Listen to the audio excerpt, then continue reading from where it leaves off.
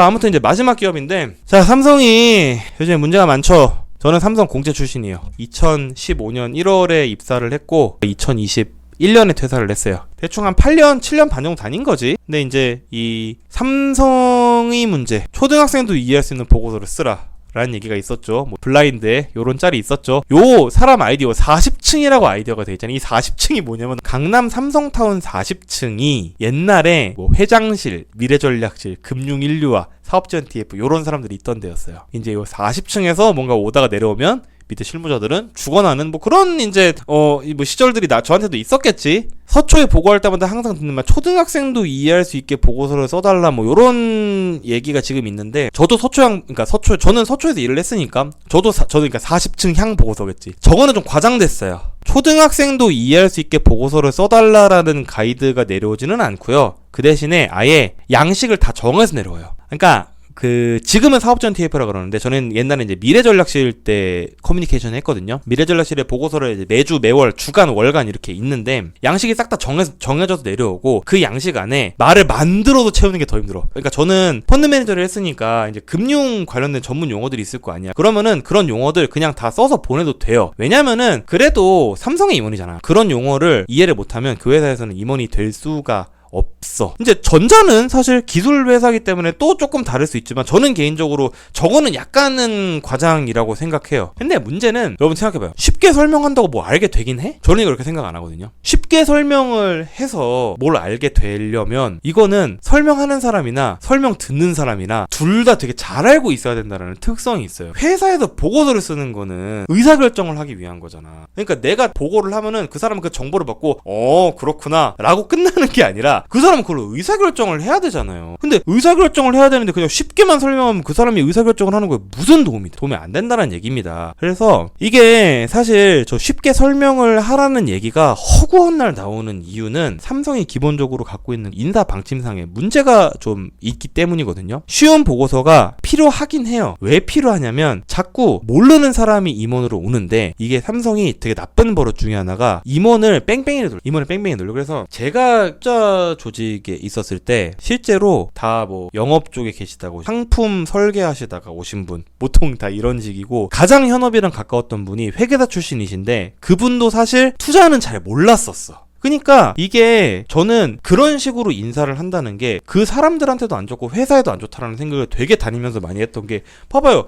잘 모르는 사람이 오면 잘 모르는 사람을 보내놓고 그 사람한테 책임을 지라고 하는 거잖아. 임원은 파리목숨이잖아요, 실제로. 근데 그 파리목숨을 모르는 임원을 거기 보내서 책임을 지라고 하면 그 임원은 약간 어떤 느낌으로 일을 하게 되냐면, 책을 안 잡히려고만 하게 돼. 그 책을 안 잡히려고만 하게 되면은 내가 알고 있는 것만 보고서에 적혀 있어야 되는 거야. 왜 그러냐면 내가 모르는 게 보고서에 적혀 있잖아요. 그 임원은 그 보고서의 내용을 취합을 해서 자기 위에 더 높은 임원한테 가서 얘기를 합니다. 근데 그러면은 그 더 높은 임원이 얘기를 할 수 있겠지. 야, 이거는 뭐야? 이거 왜 이렇게 되나라고 얘기할 수 있겠지. 그때 대답 못하면 책 잡히는 거잖아. 그러니까 모르는 사람을 보내놓잖아요. 그러면 그런 식으로밖에 일을 안 하게 돼요. 그러니까 쉬운 보고서가 필요해지는 거지. 그래서 항상 보고서의 컨텐츠가 맨날 임원 궁금증 설명하는 거야. 이런 보고서를 되게 많이 쓸 수밖에 없게 되어 있어요. 그러니까 요즘도 그런지 모르겠어. 저도 이제 퇴사는 좀 됐으니까 매년 3월이 임원 인사 시즌이거든요. 임원 인사 시즌인데 2월인가? 아무튼 임원 인사 시즌인데, 그러면은 실무자들은 미니멈 한 달은 실무 공쳐야 돼요. 진짜 한 달. 이게 정말 거짓말 아니고 나도 한 달째 공쳤어. 왜냐? 그 임원을 공부를 시켜줘야 돼. 그러니까 당신이 앞으로 담당하게 될 마켓에서 수익률이 어떻게 나고, 이거는 가르칠 시간도 없고, 상무님 우리가 당신한테 이런 걸 보고를 할 겁니다. 그리고 당신은 이거를 전무님한테 가서 보고를 할 거예요. 근데 이 숫자는 늘 이 정도의 차이가 있어요. 이런 것만 한 달 동안 가르쳐야 돼요, 진짜로 실무자들이. 근데 그거를 임원 바뀔 때마다 한다고 생각을 해봐. 그러면은 능력이, 재능이 있는 인재들이 그거 하고 싶겠어요? 그러니까 이 일 진짜 잘하는 대리 과장급들이 임원 과외 선생이 되고 있는 거야. 그러니까 보고서가 계속 이상을 질 수밖에 없는 게, 봐봐, 과외를 해줘야 되잖아. 이건 제가 실제로 겪은 일인데, 부장님이 처음에 이거 지금 생각해도 부장님이 처음에 이런 걸 보고를 해야 되겠을까? 한 2페이지 정도로만 간단하게 써와봐라. 그럼 난 2페이지 써서 갔더니 딱 그걸 보더니 근데 이거 좀 보완할 게 없나 이러더라고. 슬픈 예감은 왜 뭐 어쩌고 틀리질 않나. 진짜 보완하는데 한 달 걸렸고요. 보완이 끝난 이후에 보고서는 20페이지가 되어 있었어. 근데 그 보완이라는 게 어떤 식으로 이루어진지 알아요, 여러분? 봐봐요. 제가 보고서를 딱 들고 가. 그러면은 그걸 딱 읽어보고, 야, 근데 상무님이 이거 이렇게 물어보면 어떻게 하지? 야, 근데 상무님이 이거 물어보면 어떻게 하지? 리스트가 나오잖아. 그렇지? 그러면은 상무님이 이거 물어보면 어떻게 하지? 리스트에 답을 만들어 가면은 분량이 늘어나잖아요? 그럼 그 늘어난 분량에서 또 뭐가 나오는 줄 알아? 상무님이 이거 물어보면 어떻게 하지가 나와. 끝이 없어요. 그래서 한 달을 냈다니까, 난 그거를. 그래서 내가 나중에 한 달 동안 그걸 하다가 너무 짜증이 나가지고 진짜 부장한테 대들었다니까. 부장님, 저 진짜 죄송한데 우리가 이 보고서를 하는 목적이 본부장님께 가서 새로운 펀드의 컨셉을 어떻게 잡을지를 우리가 얘기하는 거 아니냐. 왜 우리가 계속 상무님, 본부장님이 뭘 궁금해할지를 왜 우리가 앞서서 계속 고민해요. 이렇게 되면은 이거는 보고서가 아니라 책이 나와야 된다라고. 그래서 어찌어찌 보고서를 내긴 했는데 이렇게 된다니까. 그걸 한 달을 냈다니까요. 그럼 사람이 현타가 와, 안 와? 사람이 현타가 와요. 그 거대한 삼성에서 나만 그랬겠어? 그렇게 현타가 오잖아요? 뒤돌아서면은 무슨 요청을 했는 줄 알아? 미전시에서 요청 와 있어. JY 보건데 이거 이렇게 해갖고 언제까지 달라고. 조금이라도 늦잖아요. 미전 전화해서 엄청 하네. 장난 아니야. 요즘은 어떤지 모르겠는데 진짜 엄청 멀어요. 엄청. 그래서 이제 실제로 미전 해체되고 뭐 미전 사람들 각자 사업부로 돌아가서 이제 우리 완전 쌤통이라 그랬지. 니들이 이제 그때 그렇게 사내에서 갑질을 해놓고 나중에 사업부 돌아가고 니네 어떻게 사는지 한번 보자. 근데 잘 살더라고. 씨. 역시 미전은 훌륭한 사람들만 가는 데니까 나보다 훌륭한 사람들이 없겠지. 그러니까 사업부를 돌아도 잘 살았겠지. 아무튼 저는 그렇게 생각을 해봤습니다. 그래서 왜 그런 방식으로 회사가 운영되는지 여러분들 궁금할 거 아니야. 잘 모르겠어요. 그러니까 옛날에는 그러니까 사실 대기업들이 일반적으로 그렇거든요. 다 옛날에 그냥 전통이에요. 순환 배치, 뭐 그냥 현장을 알아야지, 뭘 알아야지 하면서 막 약간 옛날식. 근데 사실 요즘에는 대부분의 조직들이 애자일하게 돌아가잖아. 우리가 이제 좋아하는 외국의 뭐 IT 기업들은 그렇게 애자일하게 움직인단 말이에요. 근데 우리는 아직도 다 해봐야 된다면서 순환 배치를 시키는데 문제는 그 관성에서 벗어나지를 못한단 말이야. 그래서 이렇게 돌아가다 보니까 삼성은 재무나 법무가 현업보다 힘이 세다. 틀렸습니다. 삼성에서는 재무와 법무보다 더 힘이 센 곳이 있어. 감사와 인사.